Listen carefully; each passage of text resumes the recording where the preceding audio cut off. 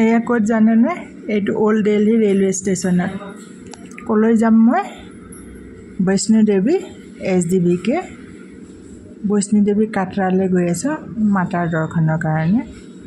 এয়া old Delhi railway station Chandni চৌক metro' ষ্টেচনৰ লগতে আছে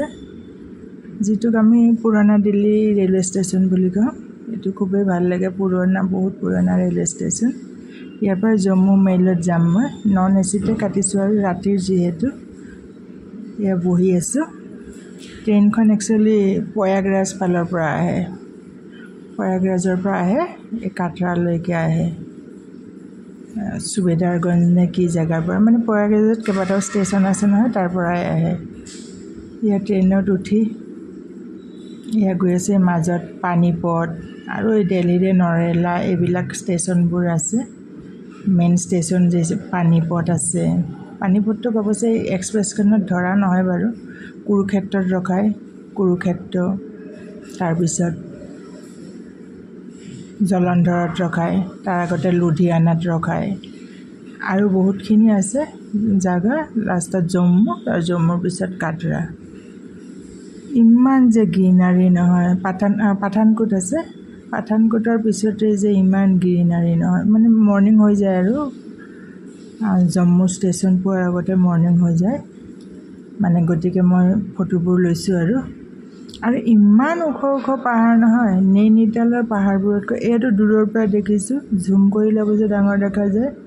এয়া দূৰৰ পৰা পিছত জম্মুৰ পিছৰ পৰা একে লগতে হৈ যায় আৰু ৰেল লাইনৰ লগতে পাহাৰখিনি হয় যিসকলে অহা নাই তেওঁলোকৰ কাৰণে কৈছোঁ যিসকলে আহিছেতো জানেই আৰু যিসকল আহিছে তেওঁলোকেও যাতে মোৰ ভিডিঅ'টো চাই এতিয়া মই এটা হেৰিত আছোঁ গেষ্ট হাউচ মানে বৈষ্ণো দেৱী মাতাৰ চাইন কমিটিৰ দ্বাৰা যিটো গেষ্ট হাউচ হয় টিকুটা ভৱনত 150 টকাকৈ অনলাইনতে বুকিং কৰিছিলোঁ মানে এই যে জেনেৰেলবিলাক য'ত এখন বেডৰ কাৰণে বেয়া নহয় আৰু লেট্ৰিন বাথৰুমবোৰ বিৰাট চাফা গোটেই বিল্ডিংটোৱে চাফা লাষ্টত দেখা পাব খুবেই চাফা এইবিলাক নদীবিলাক দেখিছেনে যেতিয়া পানী আহিব একে ভৰকৈ আহি যাব গোটেই উটাই আনিব ইমান যে ধুনীয়া ইমান ডাঙৰ ডাঙৰ পাহাৰবোৰ নহয় একদম মানে চকু জোৰ পৰি গৈছে ইমান ওখ ওখ এনেকুৱা লাগিছে যে গোটেইখিনি ভালকৈ ফটো এটা কৰোঁ ৰেলৰ পৰা নামি লৈ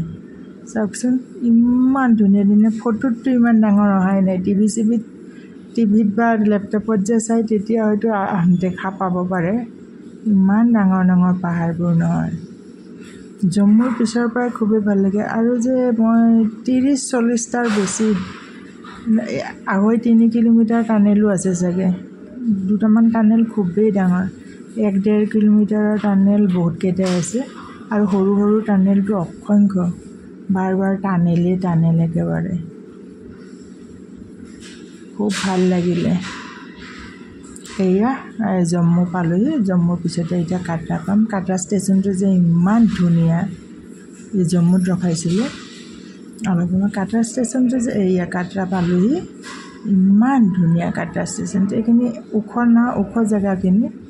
ইমানেই ধুনীয়া মই RFID কাৰ্ড সেইটোতো অনলাইনতে বুক কৰি লৈছিলোঁ ইয়াত সেইকাৰণে মই আধাৰ দিব লগা নহ'ল আৰু RFID কাৰ্ডটো দেখাই দিলোঁ আৰু মোবাইলতে লগে লগে মোক সেইখন দি দিলে আৰু এই যে এটা হেৰিৰ নিচিনা ID এটা ৰিবন থকা দি দিলে এয়া বোলো অলপ চেলফিৰ নিচিনাকৈ লৈছিলোঁ এয়া চাওকচোন ষ্টেচনটো কিমান ভাল এতিয়া বাহিৰলৈ ওলাই যাম আৰু RFID লোৱাৰ সময়ত অৱশ্যে ফটো নল'লোঁ ভিডিঅ' নকৰিলোঁ তাৰপিছত গৈ পেলাই মই চিম ল'লোঁ চিমটো মানে 100 টকা বেছিয়ে লৈ ল'লে মানে 5 মিনিটতে কৰি দিলে 300 টকাৰ হয় 28 দিনৰ 200 টকাৰ বোলে হেৰি নাহে BSNLৰ কিবা বহুতখিনি আৰু উল্টা পুল্টা আৰু নেট নাপাব হেন নাপাব গতিকে উপায় নাই 300 টকাৰ 299 পাই গ'লোঁ 300 ডেইলি 1 GB 1.5 GBটোৰ বোলে নেট নাপায় এইবিলাক এয়া টেক্সি ষ্টেণ্ড মানে হেৰিলে বানগংগালে যিটো পুৰণা পথটো তালে 4 কিলোমিটাৰমান হয় ইয়াৰ পৰা 4-5 কিলোমিটাৰমান 4 কিলোমিটাৰমান চাগে কিন্তু মই যেহেতু ত্ৰিকুটাটো 1 কিলোমিটাৰ হয় তালৈকেও 50 টকা ল'লে 100-150 টকা খুজিছিল একদম অটোবিলাকে খোজকাঢ়িবলৈ অকণ হেৰি লাগে অকণমান হেৰি টাইপৰ যেহেতু ভাগৰি আহিছোঁ গোটেই ৰাতিটো 13.5 ঘণ্টাৰ জাৰ্ণি ষ্টেচনত আহিছোঁ 16 ঘণ্টামান লাগি গৈছে ষ্টেচনত বহিছোঁ এয়া 50 টকাত এওঁ যেনিবা নিলে এই কাটৰাৰ যিটো চৌৰাহাৰ পৰা তাৰ পৰা যেনিবা নিলে বেছি দূৰ নহয় কিন্তু খোজ কাঢ়িবলৈ মুস্কিল লাগি যায় না ইমান ভাগৰি আহিছে এয়া এই টিকুটা ভৱনটো ইয়াতে জেনেৰেল বেড লৈছোঁ এইটো জম্মু মানে বৈষ্ণো দেৱী মাতাৰ চাইন কমিটিৰ দ্বাৰা এইবিলাক খুবেই ধুনীয়া বিৰাট চাফা তলতে চাহ খালোঁ চাহ খাই লেট্ৰিন বাথৰুম কৰি ভালকৈ গা ধুলোঁ চুলি ধুলোঁ থেংক ইউ ফৰ ৱাটছিং গোটেই ভিডিঅ'খিনি ভৱিষ্যতৰ চাব আৰু এয়া ভাল চাহে দিছিলে 8 টকা চাহ আৰু এইটো ল'লোঁ মই 10 টকাত এয়া ভৱনটো মন্দিৰ এটা আছে ইয়াত লক্ষ্মী মন্দিৰ এটা ভিতৰতে এয়া জম্মু ৰেলৱে ষ্টেচনটো থেংক ইউ ফৰ ৱাটছিং গোটেই ভিডিঅ'বোৰ চাব বুলি আশা কৰিলোঁ